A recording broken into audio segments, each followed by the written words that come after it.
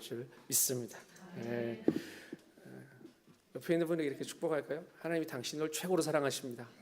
하나님이 당신을 최고로 사랑하십니다. 가슴에 손을 얹고 이렇게 고백해 볼까요? 나도 주님을 최고로 사랑하겠습니다. 나도 주님을 최고로 사랑하겠습니다. 아멘, 아멘. 감사합니다. 날씨도 밝아지고 교회도 산뜻해지고 그러지 않았습니까? 지난주에 열심히 청소하셔가지고 미끄러 넘어질까 봐 조심조심 다니고 있습니다. 하나님께서 우리의 삶의 시간들을 가장 아름답게 빚어가시는 그 놀라운 은혜 안에 오늘 우리가 있음을 믿습니다.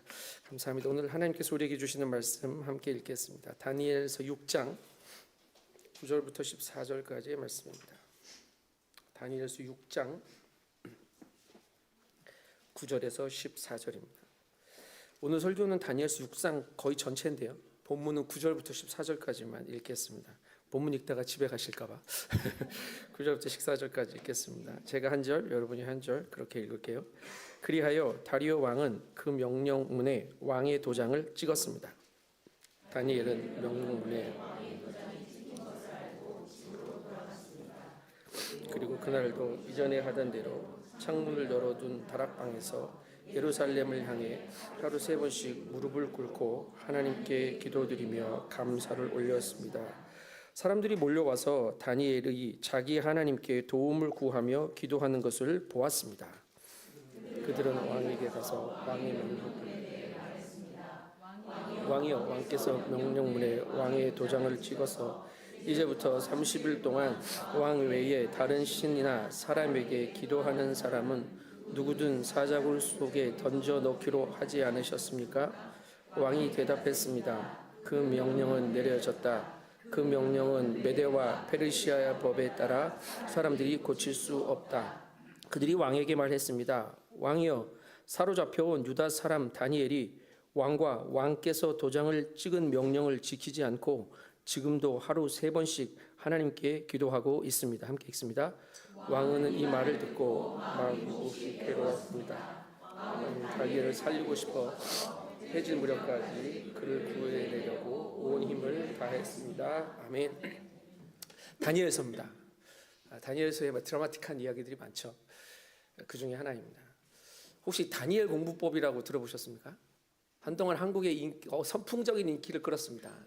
우리 아이들이 다니엘처럼 공부하면 성공할 수 있다. 그래가지고 하나님 중심의 삶, 취지가 되게 좋았던 것 같아요. 하루 3번 기도하게 했고요.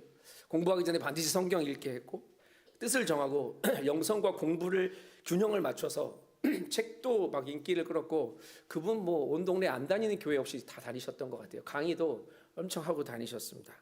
공감이 되는 부분도 있고 안 되는 부분도 있었습니다. 자녀들이 지혜로운 사람이 되길 원하는 것 모든 부모의 바람입니다. 여러분의 자녀가 다니엘 정도 되면 뭐 더 말할 나위 없지 않겠습니까? 이름이 뭐 다니엘이 많아요. 우리 전도사님 이름도 다니엘이에요. 다니엘 어디 갔어? 엄청 많아요. 근데 여러분 다니엘이 공부를 잘해서 성공했을까요? 아니면 다니엘이 지혜로워서 총리의 자리에 올랐을까요? 물음표가 남죠. 자녀들만 성공시키고 싶은 게 아니에요. 나 자신도 성공하기를 기대합니다. 여러분 다니엘 공부법 이후에 나온 게 뭔지 아십니까? 다니엘 자기개발법입니다. 이것도 나왔어요. 직장 초년생일 때 자기개발서가 엄청 인기를 끌었던 적이 있습니다. 저도 이것저것 많이 찾아 읽어봤어요. 공병호 목사의 책도 찾아서 보고 하여튼 자기개발서만 봤나요? 부자 아빠 되는 법에서 부자 아빠 가난한 아빠 이런 책도 사서 읽었고 많이 읽었던 것 같아요. 그리고 자기 시간 관리를 잘해야 성공한다 그래가지고 3P 바인더라고 기억하세요? 그거 한 번 사면 몇십만 원 하거든 1년치 사면. 근데 그거를 한 3년인가 5년인가 계속 사가지고 그 바인더로 내 시간을 관리하면 사장 될 줄 알고 목사 돼 있는데 그렇게 열심히 살려고 했던 적이 있었더라고요. 좋은 비결을 발견해서 혹시 성공하신 분 계십니까? 그 비결 때문에 성과를 이루신 분들 계신가요? 다니엘은요 전무후무한 사람이었습니다. 포로로 끌려왔던 사람이 자기를 포로로 끌어온 바벨론 왕국 때부터 시작해가지고 왕조가 3번이 바뀌고 왕이 4번이 바뀔 동안 정권이 4번이 바뀔 동안 계속 총리를 했던 사람입니다. 이런 사람이 어디 있습니까? 그의 성공의 비결이 뭘까요? 오늘 말씀에 그것이 있었으면 좋겠는데 죄송하지만 없습니다. 오늘 말씀에는 아쉽지만 성공 비결은 없어요. 그런데 대신 다니엘이 하나님의 사람으로 하나님 나라를 실현하며 살아온 비결로 하루하루를 어떻게 채웠는지가 기록되어 있습니다. 그의 삶의 이야기가, 그가 살아온 기록이 여기 있다고요. 우리가 읽은 다니엘서 6장은 다니엘이 사자굴에 던져지게 된 배경과 거기서 살아나게 된 이야기로 가득 차 있습니다. 앞으로 조금 더 가보면 다니엘 3장에서는 두라 평지에 느부갓네살 왕이 신상을 엄청 큰 걸 만들어 놓고 절 안 하면 죽는다 그랬는데 절 안 하고 버티다가 풀무불에 던져진 다니엘의 세 친구 이야기가 나오죠. 사드락, 메삭, 아벳느고의 이야기가 나옵니다. 그런데 왕조가 바뀌었어요. 그때는 바벨론 왕국이었고 지금은 메대 왕국으로 바뀌었고 왕도 2번 바뀌어서 벨사살에서 다리오로 바뀌었거든요. 근데 이 다리오가 똑같이 멍청한 짓을 하는 겁니다. 왕 이외에 다른 사람들에게나 신에게 기도하면, 구하면, 절하면 죽이겠다, 사자굴에 넣겠다. 이게 6장의 이야기입니다. 근데 그때는 친구들 셋이라도 함께 있기라도 했죠. 그때 다니엘은 없었습니다. 두 번째 사건이 아니고 다니엘은 그때 없었고, 오늘은 다니엘 혼자 이 일을 오롯이 감당해내고 있습니다. 남유다를 정복해서 속국으로 만들었던 바벨론 제국이 멸망하고 메대 왕국이 세워졌는데, 오늘 6장 앞에 보면 그 지방 관리들을 120명을 두었다고 이야기해요. 메대 왕국이 얼마나 컸으면 각 그 분봉 왕처럼 지방을 다스리는 사람들을 120명을 뒀어요. 그리고 그 120명 위에 총리를 3명을 세웠는데 그 중에 한 명이 다니엘입니다. 최고위급 인사죠. 근데 말씀에는 뭐라고 기록하냐면 그 3명 중에 최고로 세워서 나라 전체를 맡기려는 마음이 다리오 왕한테 있었대요. 그러니까 사람들이 시기하는 거죠. 아니, 제 포로인데, 우리하고 출신 배경도 다른데 제가 어떻게 우리 전체를 다스리는 최고의 권력자가 될 수 있겠어? 라는 게 이 사람들이 시기했던 내용들입니다. 근데 왕이 인정했죠. 그러니 고발할 방법을 모의합니다. 금령을 정하고 왕 이외의 다른 어떤 곳에도 절하게 되면 사자굴에 던지겠다는 메대 왕국의 법률에 따른 변치 않는 칙령을 내리는 겁니다. 그러니까 왕이 도장 찍고, 다 했어요. 약속하고 도장 찍고 다 했어요. 못 바꿉니다, 이 법은.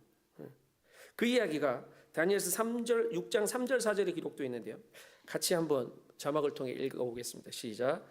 다니엘은 생각이 앞서서 뛰어났습니다. 그래서 왕은 다니엘이 온 나라를 다스리려 그러자 총리들과 지방 장관들은 나라 일에 있어서 다니엘의 잘못을 찾아 고발하려고 애를 썼습니다. 그러나 그들은 다니엘에게서 어떤 실수나 잘못을 찾아낼 수 없었습니다. 다니엘은 충성스러워 아무런 실수나 아무런 잘못도 없었기 때문입니다. 다니엘의 일상을 알 수 있는 대목이 4절입니다. 충성스러웠습니다. 요즘 말로 하면 청렴한 공무원이었습니다. 잘못도 없었고요. 실력도 있었습니다. 최고위직인데 허물을 찾을 수 없을 정도로 하루하루를 잘 살아내고 있었던 사람이에요. 숭실대학교에서 기독교학을 가르치시는 김회권 교수님 목사님이 계신데 그분이 청년설교라는 책에서 다니엘서를 강의한 적이 있거든요. 제가 가장 인상적이었던 한 구절입니다. 예수의 십자가 죽음을 할부금 넣듯이 미분하여 살아내는 일상의 순교가 필요한 시대다. 예수님 한 번 죽으셨잖아요. 그런데 그 죽음을 우리가 가지고 있어요. 그 죽음을 적금 넣듯이 잘게 쪼개서 미분해서 하루하루를 살아내는 일상의 순교가 필요한 시대를 우리는 살아가고 있다고요. 다니엘이 그런 시대를 살아낸 겁니다. 이렇게 생각해 보면 다니엘은 일상의 순교를 살아낸 거죠. 여러분은 나는 나의 일터에서 청렴합니까? 정직합니까? 나는 목사로서 나의 일터에서 충성됩니까? 이 질문이. 부당한 이익이나 뇌물을 거부합니까? 나의 유익보다 하나님의 법이 훨씬 중요함을 인정하고 살아갑니까? 맡겨진 일에 충성스럽게 실수도 잘못도 없이 살아내고 있냐는 말입니다. 혹시 신앙은 거룩한 거잖아요. 그러니까 거룩한 주의 성전에서 교회에서만 살아내고 나의 일상은 원래 세속적인 것이니 속된 곳이니 적당히 세상 방법대로 살아내도 되겠다고 생각하고 계시진 않습니까?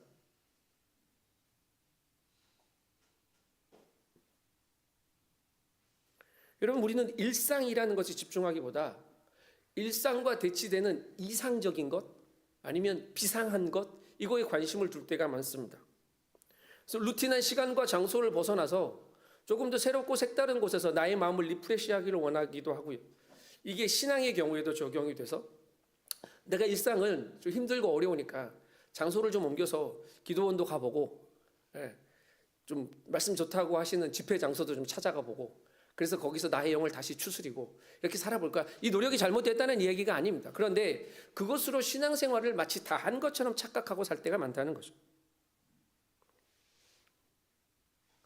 신앙이 일상은 속되고 세속을 초월한 장소나 거룩한 곳에 가서 회복해야 하는 그런 게 아닙니다.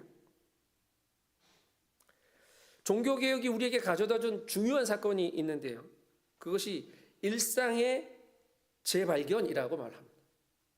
우리의 일상성을 재발견하게 했어요. 사제나 저기 수도원에 들어가 있는 사람들만 거룩한 사람이 아니고 너희는 거룩한 나라요 왕같은 제사장이요 하나님의 소유된 백성이라고 말씀하신 그것을 우리의 삶으로 가져왔다라는 거죠. 강영환 교수님이 그분의 책에서 이런 말을 합니다. 하나님이 우리를 두신 장소가 일상이다. 어디가 일상이라고요?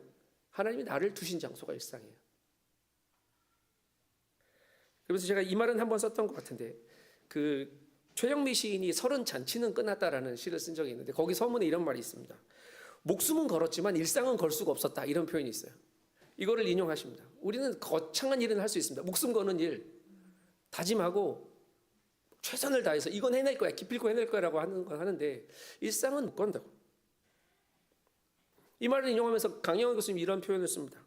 선교나 비전 같은 거대 담론이 아니라 하나님 나라를 제대로 살아내려면 사소하고 평범하고 반복적이고 소시민적인 삶이라고 말하는 바로 거기에서 하나님 나라의 백성됨을 증명하시오라고 말합니다.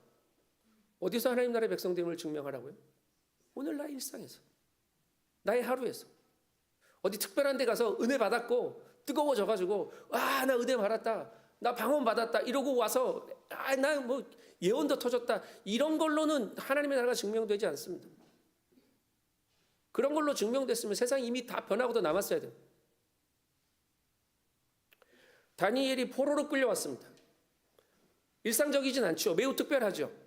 그런데 포로로 끌려와서 감당할 수 없는 그 시간이 그 사람에게 일상이 되어버렸습니다. 70년을 포로로 살았거든요. 이 70년이 일상이 아니라고 말할 수 있는 근거가 없어진 거예요.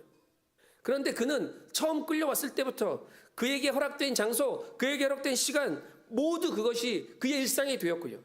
그렇게 다니엘은 일상 속에서 하나님과 연결되어 살아낸 겁니다. 일상을 믿음으로 살아낸 사람이었다고요. 종교개혁 시대에 일상의 재발견이 되었다고 이야기했죠. 내가 거룩한 제사장이야, 막 이런 이야기를 들으니까 이 기독교인들이 막 마음의 부담을 느끼고 헷갈리기도 하고 궁금증이 생겼습니다. 어떻게 신부도 안 되고 수녀도 안 되는데 내가 하나님을 기쁘시게 할 수 있지? 이 고민을 하기 시작한 거예요. 그래서 어느 날 마틴 루터에게 친하게 지내던 이 구두수성공 구두장이가 찾아왔습니다. 그리고 이렇게 물어봐요. 목사님, 어떻게 내가 구두수성공으로 하나님의 영광을 위해 살 수 있을까요? 구두에 십자가라도 새겨서 팔까요? 뭐 이런 질문을 한 겁니다. 아니면 내가 이 일을 그만두고 전도하러 나가야 될까요? 이 질문을 한 거예요. 제 친구 중에 야구 선수가 있는데요. 걔는 이렇게 그 백 포지션에 들어가면 홈플레이트가 있잖아요. 그 앞에 십자가를 늘 그립니다. 십자가를 그리고 칩니다. 걔가 선수할 때 헬멧에 보면 여기 뒤에 십자가가 그려져 있었습니다. 얼마 전에 무슨 짤을 보니까 예수 안 믿는 개그맨 같은데 밥솥에 십자가를 그리고 밥을 푸더라고요. 그럴 수 있지, 그럴 수 있지. 밥을 4조각으로 쪼개서 다 먹으려고 그러나 그랬는데 이거 십자가를 긋고 밥을 푸더라고요. 행위입니다. 뭐 그럴 수 있어요. 루터가 구두장에게 뭐라고 말을 했냐면, 아니요, 구두에 십자가 그릴 필요 없습니다. 당신이 할 일은 가장 좋은 가죽을 골라 가장 튼튼한 실로 정직하게 정성을 다해 최고의 구두를 만드는 것입니다. 그것이 바로 하나님을 영화롭게 하는 것이고 그것이 당신의 이웃을 사랑하는 길입니다. 이렇게 말했습니다. 뭐가요? 뭐가 하나님을 영화롭게 해요? 오늘 나의 하루가, 오늘 내게 맡겨준 시간이 하나님의 최선으로 채워질 때 하나님을 영화롭게 하는 겁니다. 신앙생활은 주일날 교회에서만 국한되는 것이 아니라는 것을 기억해야 합니다. 이런 말 들어보셨죠? 진짜 예배는 예배당 문을 나서면서 시작됩니다. 진짜 예배는 예배당 문을 나서면서 시작되는 겁니다. 오늘 본문의 첫 절인 9절 말씀을 볼까요? 같이 읽겠습니다. 시작. 그리하여 다리오 왕은 그 명령문에 왕의 도장을 찍었습니다. 아니, 일상을 이렇게 살고 있는데 다니엘에게 위기가 찾아왔습니다. 이제부터 30일 동안 왕이 아닌 어떤 신에게도 사람에게도 무엇을 구하면 안 된다는 명령문이 선포된 거예요. 기도하면 안 된단 말이에요. 발각되면 사자굴에 던져질 거랍니다. 세상을 통제하는 또 다른 법이 선포된 상황입니다. 여러분, 오늘날에도 세상의 법이 우리를 제한하려 할 때가 있습니다. 우리의 신앙을 통제하려 할 때가 있다고요. 신앙의 방법을 잠깐 멈춰야 편하게 살 수 있을 것 같은 상황들이 다가옵니다. 요즘 시대가 그래요. 그런데 다니엘은 새로운 명령문을 선택한 게 아니고 일상을 선택했습니다. 왜냐하면 그의 일상이 하나님으로 채워져 있었기 때문이죠. 일상이 하나님으로 채워져 있으면 특별한 상황 때문에 고민하는 게 아니라 하나님으로 충만한 그 일상을 살아내면 됩니다. 할렐루야. 고민할 일이 많죠. 이게 무슨 일이야? 어쩌다가 나는 어떻게 하면 좋아? 이게 우리가 삶을 살아갈 때 취하는 태도들입니다. 그런데 나 일상이 하나님으로 채워져 있으면 그 하나님으로 살아내면 된다고. 10절 말씀 보겠습니다. 다니엘의 행동입니다. 시작. 다니엘은 집으로 돌아갔습니다. 그냥 하던 대로 창문을 열어둔 다락방에서 예루살렘을 향해 하루 3번씩 무릎을 꿇고 하나님께 기도드리며 감사를 올렸습니다. 몰라서 그랬다고요? 알았다고요. 알고 돌아간 겁니다. 그리고 하루에 3번 기도하는 걸 멈추지 않았습니다. 여러분, 그의 행위는 기도였고요. 그 기도의 내용은 감사였습니다. 지금 감사할 상황이 아니잖아요. 기도하면 죽이겠다는데. 그러나 그의 기도는 늘 하던 대로 감사였습니다. 기도는 하나님을 바라보는 겁니다. 기도는 주님 계신 곳을 향해 나의 마음의 문을 열고 그분이 말씀하시기를 기다리는 것으로부터 시작되죠. 그리고 그 기도는 감사로 하나님께 영광 돌리며 하나님과 연결되어지는 겁니다. 다니엘은 변함없는 기도 생활을 선택했습니다. 기도는 하나님과 우리와의 가장 강력한 연결고리입니다. 다니엘이 선택한 일상은 하나님이었다고.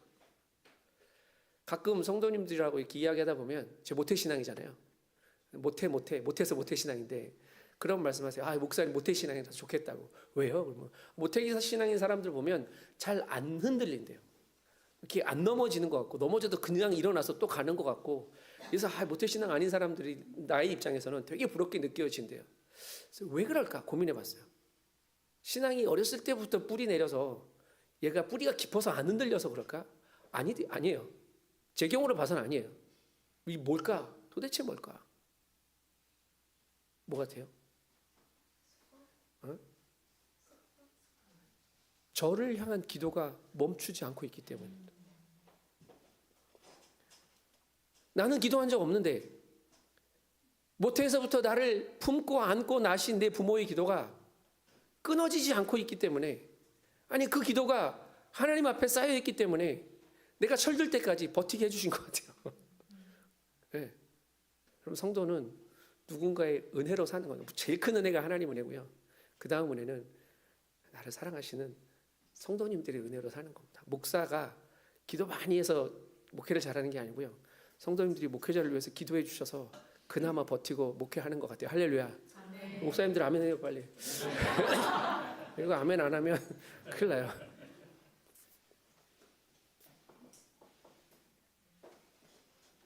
기억하십시오. 기도가 흔들리지 않으면 신앙은 흔들리지 않습니다. 부모가 기도한 건 이거 접어두자고요. 다른 사람이 나를 위해 기도하는 거 접어두고 내 기도가 흔들리지 않으면 신앙은 흔들리지 않아요. 기도가 흔들리지 않으면 담대하게 살아갈 수 있습니다. 상황이나 되어지는 일에 위축되지 않습니다. 왜? 하나님께 연결되어 있기 때문에. 기도에 대해서 좀 더 생각해 보겠습니다. 개역개정으로 좀 읽어보겠는데 마태복음 6장 6절 말씀 읽겠습니다. 시작. 너는 기도할 때 내 골방에 들어가 문을 닫고 은밀한 중에 계신 내 아버지께 기도하라. 산상수훈의 말씀이죠. 우리 마태복음 묵상에 가다 보면 금방 이 말씀 또 나올 겁니다. 은밀한 중에 계신 아버지께 기도하는데 어디 가서 기도해요? 골방에 들어가서 기도하래요. 골방은 헬라어로 창고를 의미하는 타메이온이라는 단어가 사용되었습니다. 골방이 창고예요. 그렇게 말씀을 묵상해 가다 보면 마태복음 6장 20절에 다다르게 되는데 이런 말씀이 있습니다. 같이 읽겠습니다. 시작.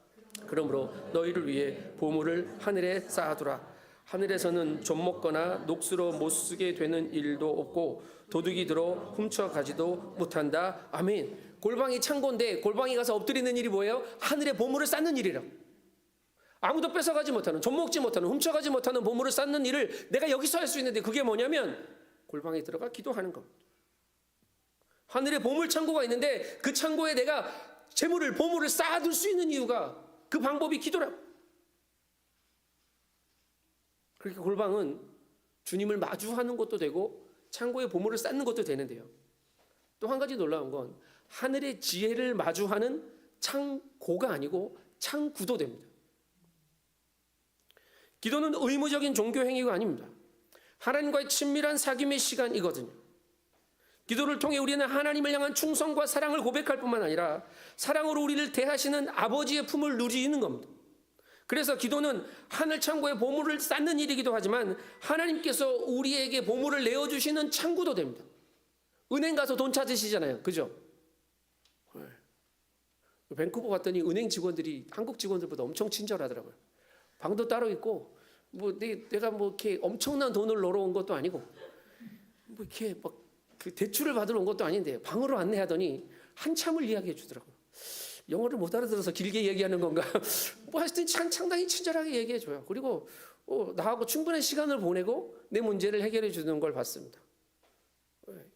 기도가 그렇습니다. 근데 요즘 더 놀라운 일들이 생기지 않았습니까? 은행 안 가도 핸드폰으로, 인터넷 뱅킹으로 다 은행 업무를 주고받습니다.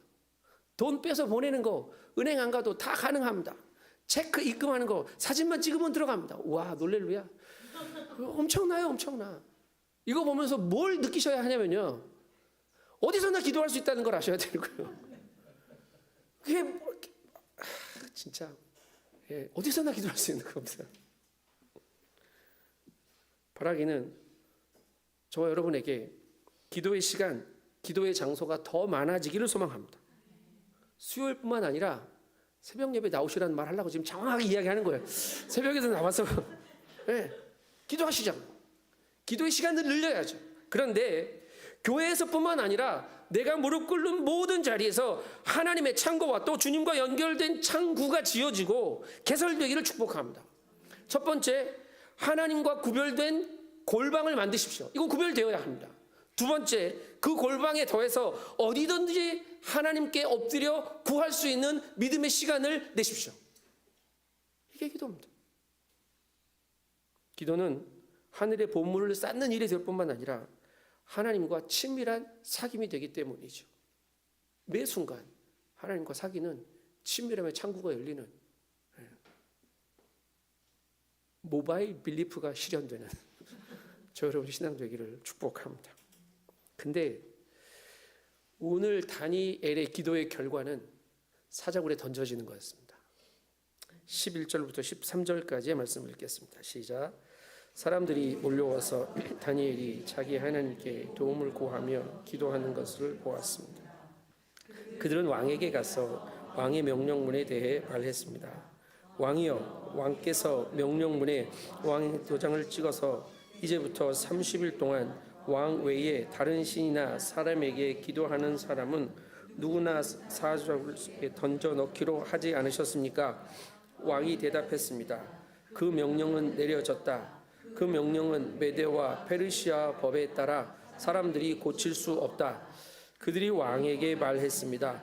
왕이여, 사로잡혀 온 유다 사람 다니엘이 왕과 왕께서 도장을 찍은 명령을 지키지 않고 지금도 하루 3번씩 하나님께 기도하고 있습니다. 큰일 났습니다. 다니엘이 왕의 명령을 지키지 않고 하나님께 기도하는 일이 발각되었습니다. 하루 3번씩 기도하는 걸 하루 종일 지켜보고 다 일러바친 거예요. 이 모든 상황을 알고 있었던 다니엘은 기도를 멈추고 싶지 않았을까요? 한 달 좀 쉬어가지 뭐.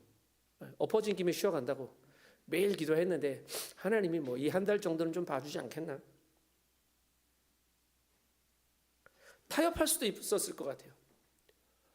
바빴을 수도 있잖아요. 새로운 칙령이 내려졌으니까 최고 관리인데 이거 다 챙기려면 엄청 바빴겠잖아요. 시간이 필요할 수도 있고, 우리 손님 찾아오고 한국에서 손님 오면 내 신앙의 루틴이 깨지죠. 그렇지 않나요? 안 그러신가 본데. 네. 기도하기 싫을 때도 있어요.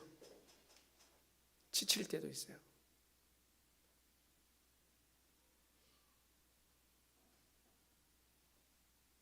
제가 아는 목사님 한 분이 중간에 목회를 쉬어야 될 때가 있었어요. 근데 그런 말 하더라고요. 목회를 쉬던 그 1년 동안 자기는 성경책을 한 번도 편 적이 없다고. 마음이 그렇게 편할 수가 없었다고. 왜 편한가 생각해 봤더니 설교 준비하려고 말씀 폈었거든요. 하나님이 자기를 기다려 주셨다고. 핑계거리 많아요, 여러분. 네.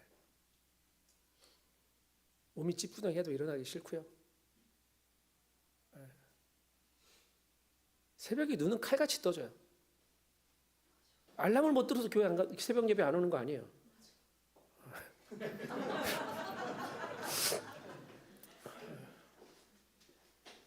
제가 오늘 새벽 예배 안 왔거든요. 눈은 칼같이 떠졌어요. 칼같이 떠졌는데 다리가 너무 무거운 거예요. 고질병이 한 7, 8년 된 고질병이었는데 다리가 너무 무거운 거예요. 교회 가기 새벽 예배 가기 싫을 때마다 이거 안 낫게 해주면 안 간다고. 오늘 다리가 너무 무겁습니다, 주님. 이걸로 퉁치시죠. 뭐 이렇게 하고 안 갈 때가 있어요. 오늘이 그날이었어요.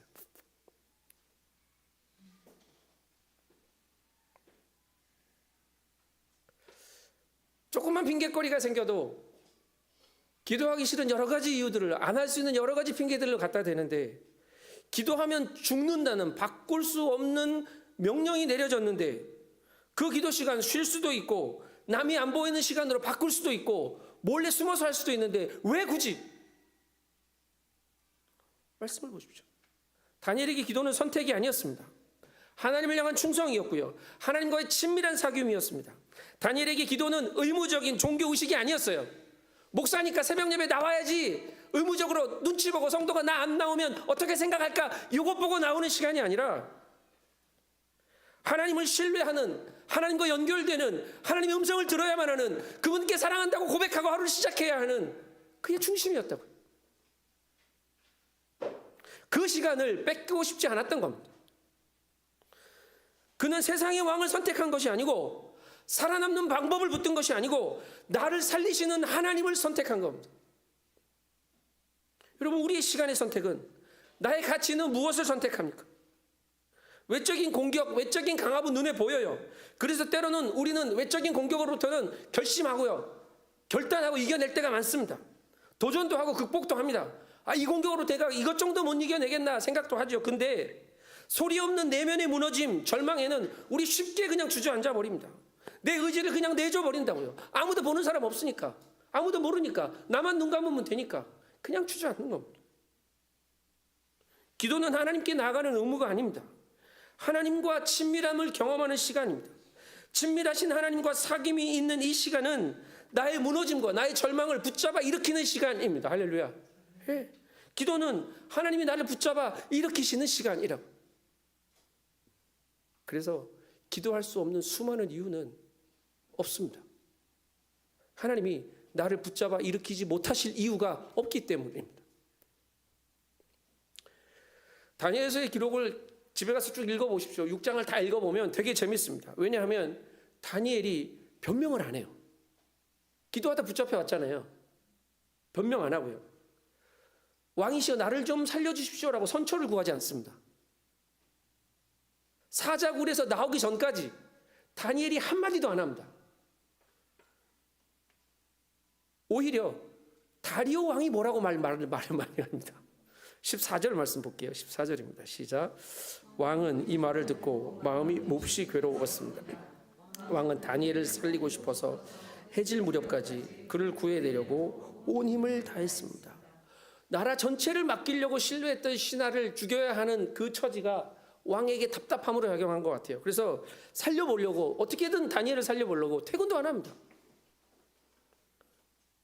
결국 자신의 고치지 못하는 왕의 명령대로 사자굴에 다니엘을 집어넣죠. 그런데 다리오 왕이 다니엘을 사자굴에 집어넣으면서 했던 대사가 이거예요. 네가 항상 섬기고 있는 네 하나님께서 너를 구원하실 것이다. 할렐루야. 다니엘이 하나님이 나를 구원하실 것입니다 말한 적 없어요. 새 친구처럼 그리 아니하실지라도라고 믿음을 고백한 적이 없어요. 하나님 나 좀 살려주십시오라고 특별한 기도를 드리지 않았어요. 오히려 다리오 왕이 네가 믿는 네 하나님이 너를 구원하실 거다라고 말합니다. 재미있는 장면이죠. 다리오 왕이 하나님을 기대해요. 다니엘이 항상 섬기는 다니엘의 하나님을 다리오 왕이 알고 있었습니다. 다니엘은 살려달라고 기도하지 않는데 다리오 왕은 다니엘의 하나님을 신뢰합니다. 혹시 내 주변 사람이 나의 하나님을 알고 있습니까? 여러분의 주변 사람이 여러분의 하나님을 알고 있냐고요? 내 동료들이 나 때문에 혹시 하나님을 기대한 적이 있습니까?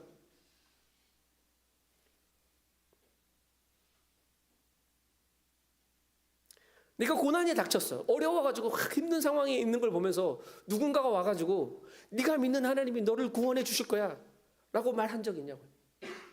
내가 하나님 붙든 거 말고.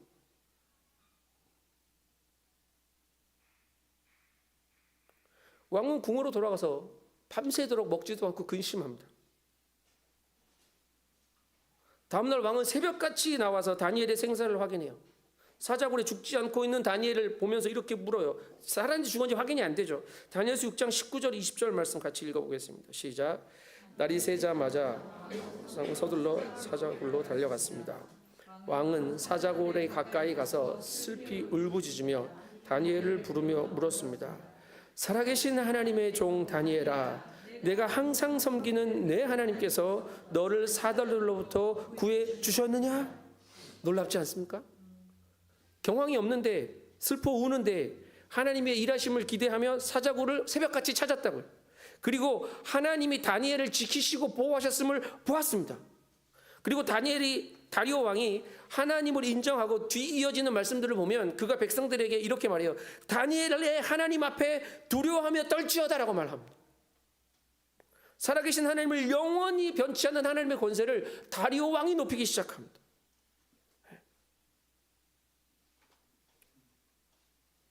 종교개혁 때 이야기를 많이 하게 되는데 16세기에 스코틀랜드에 존 낙스라는 종교개혁자가 있었습니다. 근데 그 스코틀랜드에 무슨 일이 있었냐면 가톨릭 세력과 이 개신교 세력 사이의 갈등이 심했어요. 근데 그 당시 스코틀랜드를 다스리던 왕이 그 퀸 메리 여왕인데 메리 여왕은 이 가톨릭의 지지세를 얻고 국왕이 된 사람입니다. 근데 이 갈등 중에 이 메리가 여왕이 뭐라고 말을 했냐면 이런 말을 합니다. 스코틀랜드의 모든 군대보다 존 녹스 한 사람의 기도가 더 무섭다. 이런 고백을 합니다. 결국 스코틀랜드는 개신교 국가로 나중에 바뀌었습니다. 이 기도의 사람의 영향력이죠.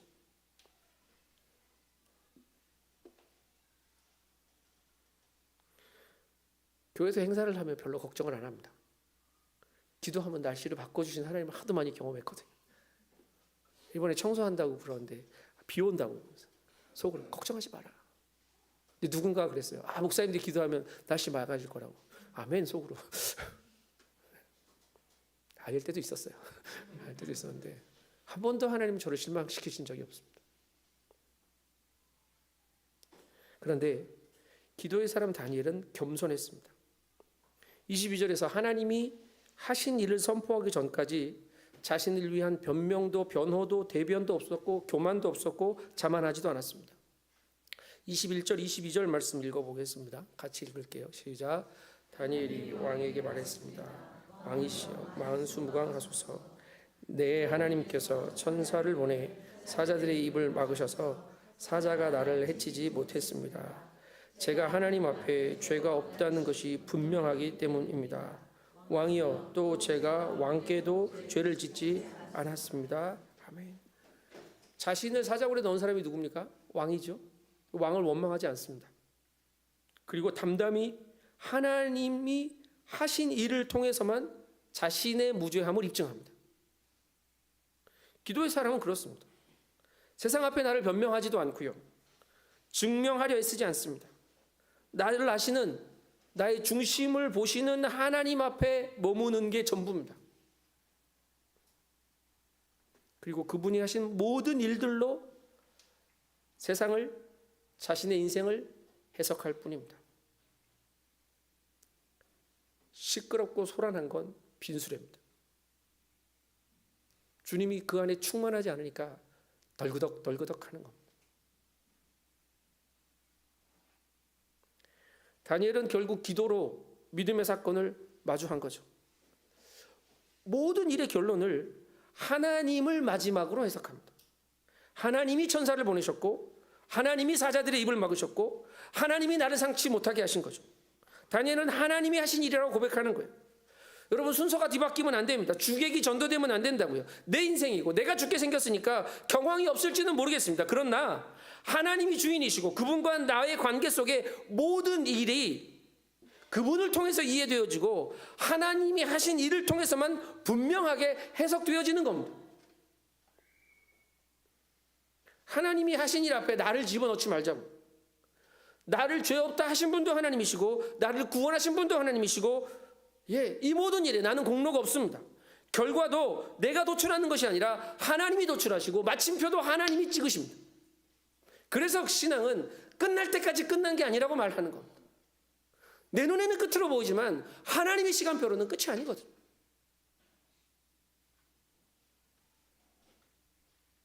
기도하는 자의 삶은 그래서 믿음의 이야기가 되는 겁니다. 다니엘서 6장 23절의 말씀을 함께 읽겠습니다. 시작. 왕은 매우 기뻐하며 다니엘을 사자굴에서 건져 올리라고 명령했습니다. 다니엘을 사자굴 속에서 꺼내 살펴보니 몸에 상처 하나 입지 않았습니다. 이것은 그가 자기 하나님을 믿었기 때문이었습니다. 아멘. 결국 성경이 다니엘서 6장의 사건을 믿음의 사건으로 정리합니다. 이는 그가 자기 하나님을 믿었기 때문이었습니다. 이는 재정이의 하나님을 믿었기 때문이었습니다. 아멘. 자기 이름 넣으세요. 자기 이름 넣어서 시작. 이는 왜 안 해요? 다시 자기 이름 크게 해요. 시작. 이는 재정이의 하나님을 믿었기 때문이었습니다. 우리 인생의 결론이 이렇게 될 줄 믿습니다. 네?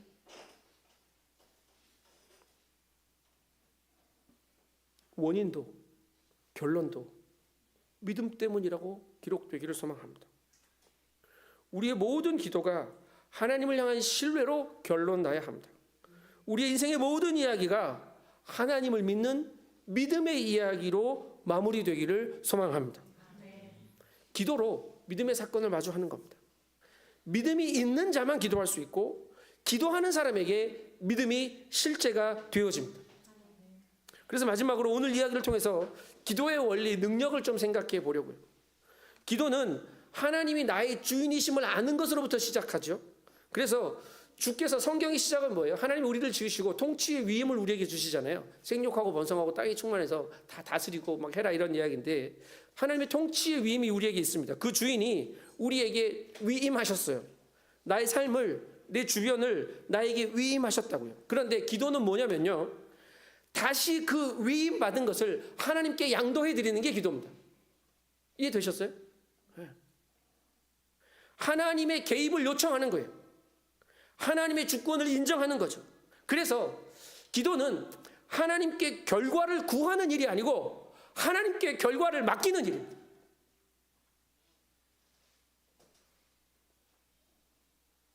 마음에 든지 않으실지 모르지만 기도는 하나님께 내가 원하는 결과를 구하는 일이 아니라 하나님의 뜻을, 하나님의 결과를 맡겨드리는 겁니다.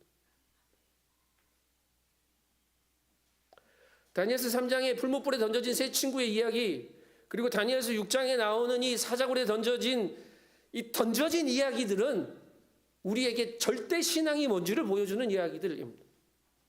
그리 아니하실지라도 하나님을 믿는 신앙이죠. 여러분, 다니엘은 오늘 사자굴에 끌려 들어가기까지 아무 말도 하지 않았고 아무 기도도 하지 않고 사자굴로 들어가는 하나님을 향한 절대 믿음을 우리에게 보여준 겁니다. 그의 일상이 하나님으로 가득 채워져 있었기에, 사자굴로 걸어가는 걸음 안에도 하나님과 함께함이 있었기에 그는 굳이 말할 필요가 없었던 겁니다. 사자굴에서 더 건져달라는 기도를 한 적이 없어요. 그런데 그건 확실해요. 하루 3번 기도, 매일 드렸던 그 기도가 사자굴에서도 계속 되었을 거라는 거.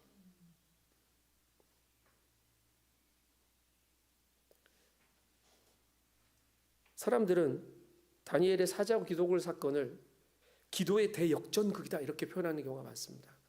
근데요, 이거요, 역전이 이루어진 게 아니고요, 기도의 승리가 이루어진 거예요. 바뀐 게 하나도 없어요. 뭐가 역전이에요? 그냥 그대로 간 거예요. 그냥 그날 어저께 기도하던 거 오늘 계속 기도하고, 어제 신뢰했던 하나님 오늘도 믿으며 가는 거고, 그 상황만 어제는 총리였고 오늘은 사자굴에 던져진 나일 뿐이지, 나만 바뀌었지 하나님은 하나도 안 바뀌셨잖아요. 그래서 상황이 기도를 멈추지 못하게 합시다. 어떠한 상황에도 기도의 창문을 여는 담대함이 우리 안에 멈추지 않고 계속되기를 소망합니다. 사자굴에서 건져주셔서 감사한 믿음이 아니고 사자굴에 들어간다 할지라도 멈추지 않는 믿음을 살게 되기를 소망합니다. 그리고 어떤 상황에서도 기도가 멈추지 않아서 상황이 어려울수록 하나님과 연결된 이 기도의 끈이 더 튼튼해지고 그 텐션이 짱짱해져서요, 그 기도의 소리가 더 아름답고 더 청명하고 더 명확하게 하나님께 들려지는 우리의 신앙의 텐션이 되기를 축복합니다. 네. 지난주에 김장희 목사님이 콜로세움 이야기했잖아요. 콜로세움이 사자굴에 던져져서 죽임당한 사람들의 이야기입니다.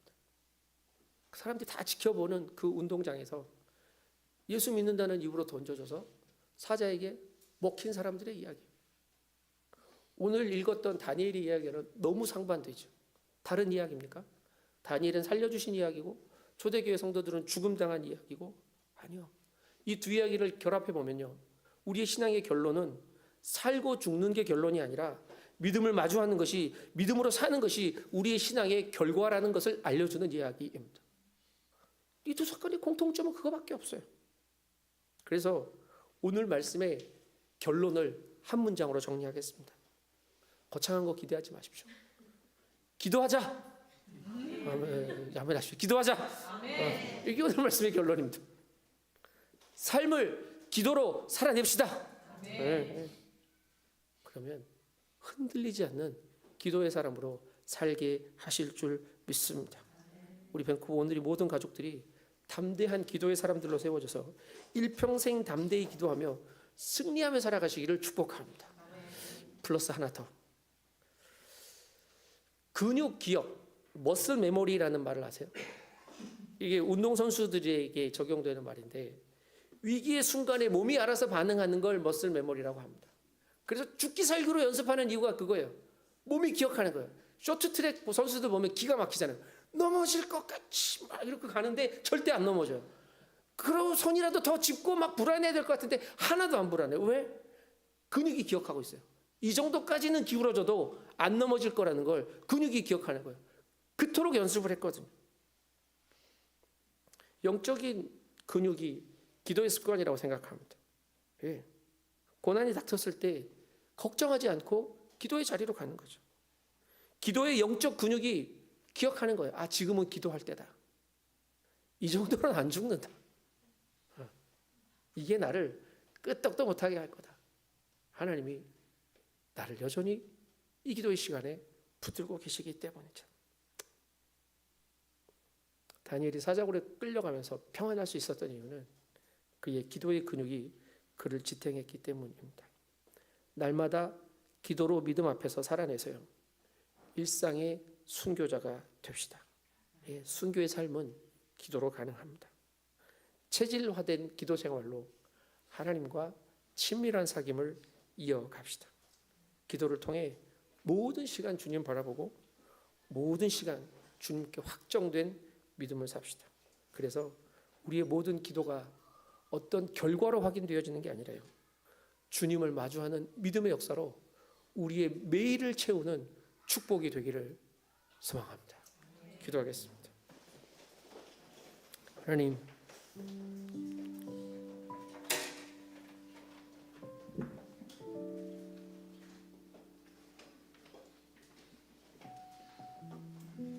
연약한 우리의 기도도, 기어 들어가는 우리의 간구도 들어주시고 응답하여 주시니 감사합니다.